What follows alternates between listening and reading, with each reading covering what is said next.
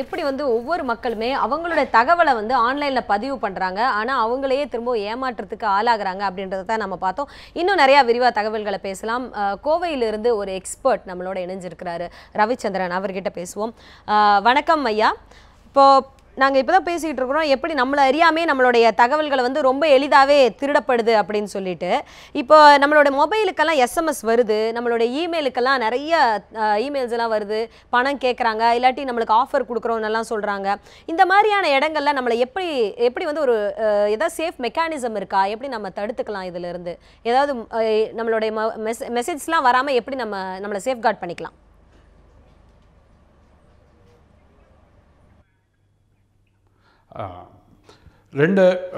மூணு ஐட்டம் நான் சொல்ல விரும்புகிறேன்.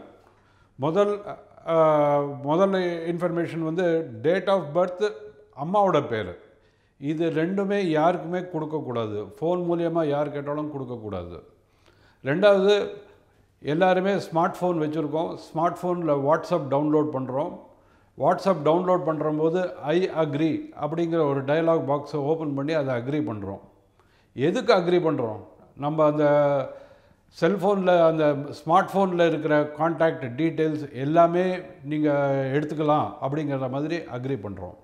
இந்த டீட்டெயில்ஸ் யாருக்கு போடுது, எப்படி போடுது, எங்கே போடுது, இது நம்மளுக்கு தெரியாது. அதே போல் டேட்டா பேஸஸ் க்ரியேட் பண்ணுற சில organisations, corporates, government bodies, banks, இவங்களுக்கு எல்லாருக்குமே நம்ம டேட்டா கொடுக்குறோம். நம்மளாக போய் கொடுக்குறோம். அதே போல் ஃபேஸ்புக்கில் நம்ம டேட்டாவை கொடுக்குறோம். நம்ம டேட் ஆஃப் பர்த் அன்றைக்கி நம்ம ஃப்ரெண்ட்ஸ் எல்லாருமே நம்மளுக்கு ஹாப்பி பர்த்டே சொல்கிறாங்க, நம்மளும் சந்தோஷமாக பார்க்குறோம். பட் அந்த எந்த டேட்டில் ஹாப்பி பர்த்டேன்னு சொல்கிறாங்களோ அதுதான் அவங்க டேட் ஆஃப் பர்த்துங்கிறது ஒரு ஃபேஸ்புக்கில் பார்க்குறவங்களுக்கு அத்தனை பேருக்கும் தெரியும். தெரிஞ்சு கொடுக்குற டேட்டா ஒன்று, தெரியாமையே கொடுக்குற டேட்டா ஒன்று. நம்ம ரெண்டுமே செய்கிறோம். இதை ப்ரிவெண்ட் பண்ணணும் அப்படின்னதுனாக்கா முக்கியமாக 3 ஐட்டம் இருக்குது. அதில் நீங்கள் டெஃபினட்டாக கொடுக்கக்கூடாத ஐட்டம் ஒன்று வந்து உங்கள் பிறந்த தேதி, அம்மாவோட பேர். இது ரெண்டும் இருந்ததுன்னா உங்கள் டெபிட் கார்டை பிளாக் பண்ணலாம், சிம் கார்டை பிளாக் பண்ணலாம், உங்கள் பேங்க் அக்கௌண்ட்டை ஆக்சஸ் பண்ணலாம், பேங்க் அக்கௌண்ட்ஸை பிளாக் பண்ணலாம், என்ன வேணாலும் பண்ணலாம். நம்ம தான் கேர் எடுத்து இது பண்ணணுமே வழியை எடுக்கிறவங்க எடுக்கிறதுக்கு முயற்சி பண்ணுவாங்க. இதே சமயத்தில் அரசு வந்து இந்த டு நாட் டிஸ்டர்ப் அப்படின்னு ஒரு வசதியை வந்து அறிமுகப்படுத்தினாங்க இல்லையா? நம்மளுடைய மொபைலில் நம்ம அந்த எண்ணை வந்து பதிவு பண்ணி பிளாக் பண்ணிட்டோம்னா எந்த விதமான அட்வர்டைஸ்மெண்ட்டும் வராது அப்படின்லாம் சொல்கிறாங்க. 1009 அப்படின்னு சொல்கிறாங்க. இந்த மாதிரி இந்த டு நாட் டிஸ்டர்ப் ஃபெசிலிட்டியை பயன்படுத்துறது மூலமாக நம்ம ஏதாவது ஒரு சின்ன பிளாக் பண்ண முடியுமா நம்மளுக்கு வர எஸ்எம்எஸை?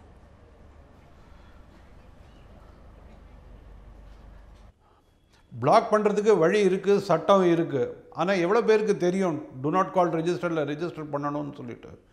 அதில் இருக்கிற பெனால்ட்டிஸும் ரொம்ப மினிமல். அண்ட் கம்ப்ளைண்ட்ஸ் எக்கச்சக்கமாக ஆகிறதுனால யார் அதை டீல் பண்ணுறாங்க, எப்படி டீல் பண்ணுறாங்க, இது யாருக்கும் தெரியாது. டேட்டா பேஸஸ் க்ரியேட் பண்ணுறம்போது நம்ம தெரிஞ்சுக்க வேண்டியது யார் எடுக்கிறாங்க, எப்படி எடுக்கிறாங்க, எப்போ எடுக்கிறாங்க, எங்கே ஸ்டோர் பண்ணுறாங்க, எப்படி ஸ்டோர் பண்ணுறாங்க, இது எல்லாமே கவனம் நம்ம செலுத்தணும். கவர்மெண்ட்லேயும் இதுக்கு உண்டான ரைட் டு ப்ரைவசி ஆக்ட்ன்ட்டு ஒன்று இருக்குது. அந்த ரைட் டு ப்ரைவசி ஆக்டை கொண்டு வந்தால் தான் இதெல்லாம் தடுக்க முடியும், நிறுத்த முடியும், கட்டுப்பாடில் கொண்டு வர முடியும். அது கொண்டு வராத வரைக்கும் நம்ம பண்ண முடியாது. இப்போ இந்த போன வாரம் கூட பிரதமர் டிஜிட்டல் இந்தியா பற்றி பேசினார். டிஜிட்டல் இந்தியா இட்ஸ் அ நல்ல கான்செப்ட். அது transparency, corruption free society, governance எல்லாத்துக்குமே ஹெல்ப் பண்ணும். பட் அதுக்கு உண்டான லீகல் சப்போர்ட் இல்லை. அந்த சப்போர்ட்டை க்ரியேட் பண்ணிவிட்டு இது பண்ணினாக்கா இன்னும் நல்லாயிருக்கும். இன்றைக்கி கூட உங்கள் பேங்க்கில் இருக்கிற உங்கள் அக்கௌண்ட் டீட்டெயில்ஸ் வெளியில் போடுது. வெளியில் போயிட்டு யாராவது உங்கள் அக்கௌண்ட்லேருந்து பைசா எடுக்கிறாங்க. இது நீங்கள் யாரோட ரெஸ்பான்சிபிலிட்டி? பேங்க்கோட ரெஸ்பான்சிபிலிட்டியா, உங்களோட ரெஸ்பான்சிபிலிட்டியா?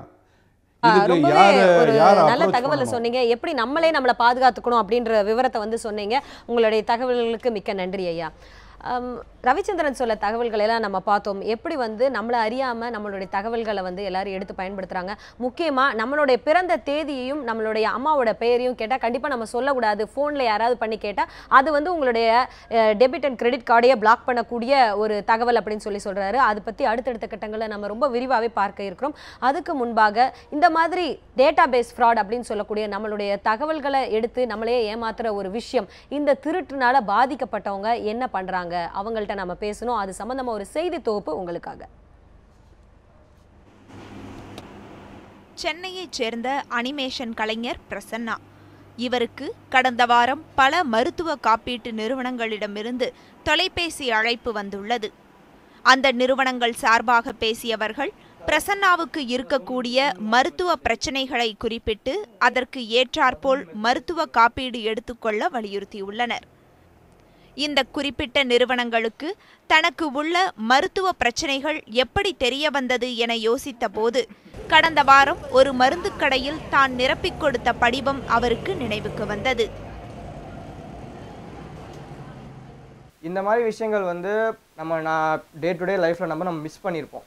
எங்கேயாவது ஒரு சின்ன சின்ன இன்ஃபர்மேஷன் நம்ம யாருக்காவது கொடுத்துருப்போம். அது இந்த மாதிரி பெரிய லெவலில் பல கம்பெனிஸ்க்கு அது ப்ராஃபிட்டாக மாதிரி நம்மளோட ப்ரைவேட் லைஃப்பை பாதிக்கிற அளவுக்கு அது வந்து கொண்டு வந்து விட்டுருக்கு. முன்பின் தெரியாதவர்களிடம் நம்முடைய மொபைல் எண், பிறந்த தேதி போன்ற தகவல்களை வழங்குவதன் மூலம் அவை நமக்கு எதிராக பயன்படுத்தப்படுவதுடன் பல இணைய குற்றங்களில் நம்மை சிக்க வைக்கவும் அவை பயன்படும் என கூறுகின்றனர் கணினி குற்றவியல் சட்ட வல்லுநர்கள்.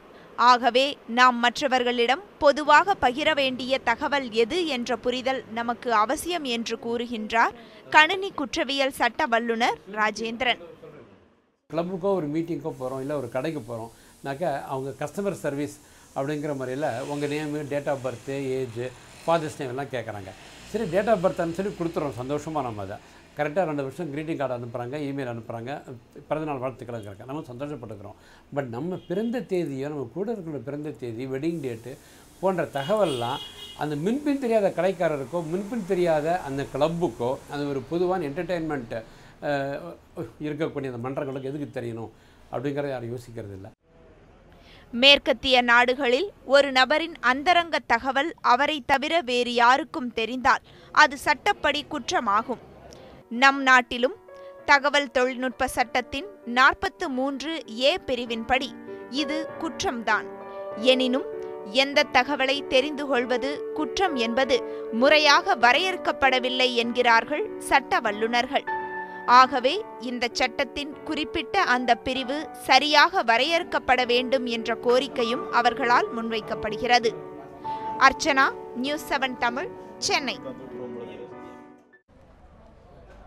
அந்த செய்தி தொகுப்பை பார்த்துருப்பீங்க. உண்மையிலுமே ரொம்ப சிக்கலான ஒரு நிலையில தான் நம்ம இருக்கோம் அப்படின்றதுக்காக தான் அந்த மையம் நிகழ்ச்சி மூலமாக திரும்பவும் அந்த செய்தி தொகுப்பை நாங்கள் தயார் செஞ்சுருந்தோம். எவ்வளோ ஒரு உண்மையிலுமே அந்த சைபர் உலகத்தில் பாதுகாப்பு இல்லாத ஒரு நிலைமையில் நம்ம இருக்கோம் அப்படின்றத வந்து அந்த செய்தி தொகுப்பு உங்களுக்கு காட்டியிருக்கோம் நான் நம்புகிறேன். இந்த சமயத்தில் நம்மளுடைய சைபர் குற்றங்களை வந்து கண்காணிக்கிறதுக்காக காவல்துறை ஏற்படுத்தியிருக்கிற ஒரு தனி பிரிவு, அவங்கள்ட்ட குவிஞ்சிக்கிட்டு இருக்கிற வழக்குகளோட எண்ணிக்கை என்னன்னு நீங்கள் பார்த்தீங்கன்னா உண்மையிலுமே மலைச்சு போயிடுவீங்க. அதாவது ஒரு நாளில் வந்து தமிழகத்தை பொறுத்த வரைக்கும் சைபர் குற்றங்கள், பதிவாகிற குற்றங்கள் மட்டுமே 10 குற்றங்கள் பதிவாகுது. அதே மாதிரி இணையத்தில் பண மோசடி சம்பந்தமான புகார்கள், இந்த 10ல் 4 புகார்கள் அது சம்பந்தமாக தான் இருக்கு, பண மோசடி சம்பந்தமா. அப்புறம் சமூக வலைதளங்களில் பாதிக்கப்பட்டவர்கள் வந்து 4 பேர் தினமும் புகார் செஞ்சுக்கிட்டே இருக்கிறாங்க. அடுத்தது மற்ற குற்றங்கள் 2 பதிவாகுது. அடுத்தபடியாக ஒவ்வொரு வருஷமும் அதிகரிச்சுட்டே வர புகார்களோட எண்ணிக்கையை நீங்கள் பார்க்கலாம். 2013ஆவது வருடத்தில் 1745 புகார்கள் பெறப்பட்டது. 2014 1783 புகார்களாக அது அதிகரிச்சது. இப்போ 2015ஆவது வருடத்தில் ஜூன் மாதம் வரைக்கும் மட்டுமே 754 புகார்கள் வந்து பெறப்பட்டிருக்கு. கண்டிப்பாக இந்த தகவலை பார்த்தோன்னே உங்களுக்கு தெரிஞ்சிருக்கும் எவ்வளோ அன்சேஃபாக நம்ம வாழ்ந்துகிட்டு இருக்கிறோம், எப்படி புகார் கொடுக்குறவங்களோட எண்ணிக்கை வந்து அதிகமாயிட்டே இருக்குது அப்படின்னு. சுஜாதா கிட்ட இன்னும் நம்ம தகவல்கள் நிறைய பேசுவோம்.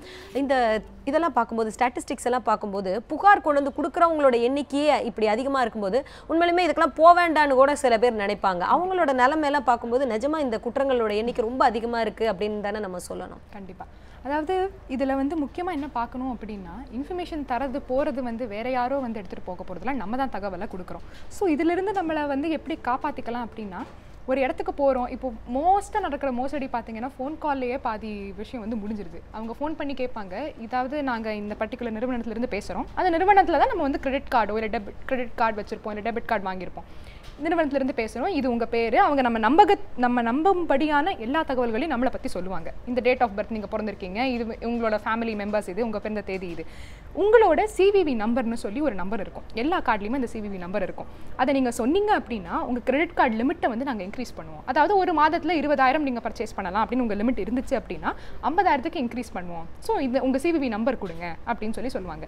இப்போ கண்டிப்பாக ஒரு படித்தவங்க படிக்காதவங்கன்ற அந்த டிஸ்கிரிப்ஷனே கிடையாது. எல்லாருக்குமே வந்து 20,000லேருந்து 50,000 நம்ம வாங்கலாம் அப்படின்னா அந்த ஒரு குஷி நமக்கு வந்துடும். சிவிவி நம்பர் தானே, இவ்வளோ டீட்டெயில்ஸ் தகவல்கள் அவங்க சொல்கிறாங்க, நம்பர் நமக்குரிய நம்பர், அதை நம்ம சொல்லிடுவோம்.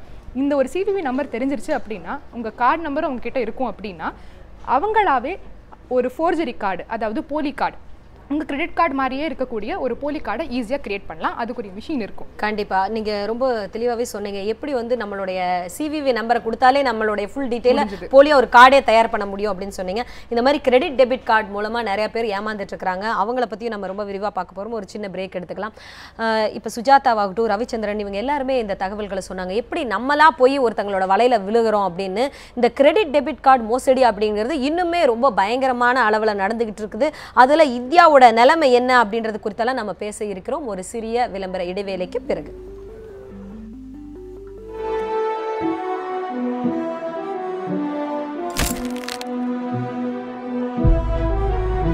நம்ம கையெழுத்து முதற்கொண்டு நம்ம கார்டில் இருக்கும் பொழுது நம்ம கார்டை கொடுத்துட்டு அதுக்கப்புறம் என்ன ஆகு, அந்த கார்டு யார் கைக்கு போகுதுன்றதை பற்றி நம்ம யோசிக்கிறதே இல்லை.